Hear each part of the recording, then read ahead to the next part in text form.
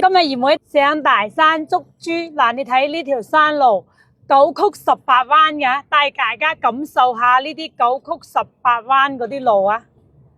嗱你睇到呢啲彎路，哇！你睇呢啲真係9曲18彎嚟嘅喎。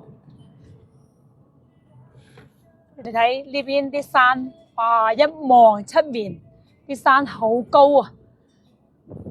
呢度咧就準備去楊家澤村嗰度捉豬嚟嘅。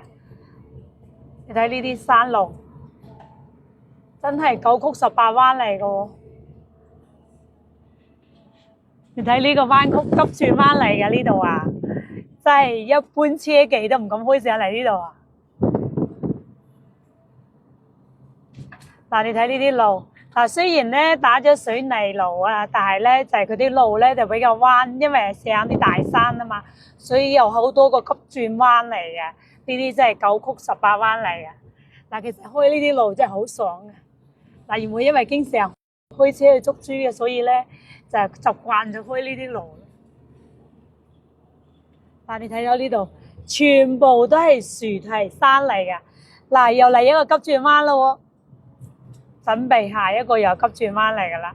嗱，你睇呢度大山養出嚟啲豬因為養得時間夠，扭身夠靚。你睇呢啲係長尾豬尾巴嚟嘅。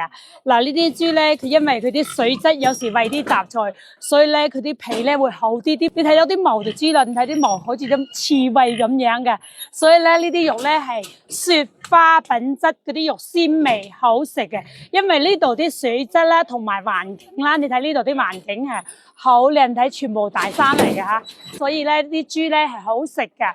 佢劏出嚟之後咧，啲豬咧佢都會雪花紋嘅，特別嘅梅頭雪花肉係好正嘅。呢個咧就係金毛豬啦，呢個白毛啦。嗱，金毛豬咧就等於黑豬咁樣嘅品質嚟嘅，因為佢養嘅天能長，同埋飲啲水質各方面咧，有時餵啲雜菜，所以嗰啲肉質咧會鮮味好食好多㗎。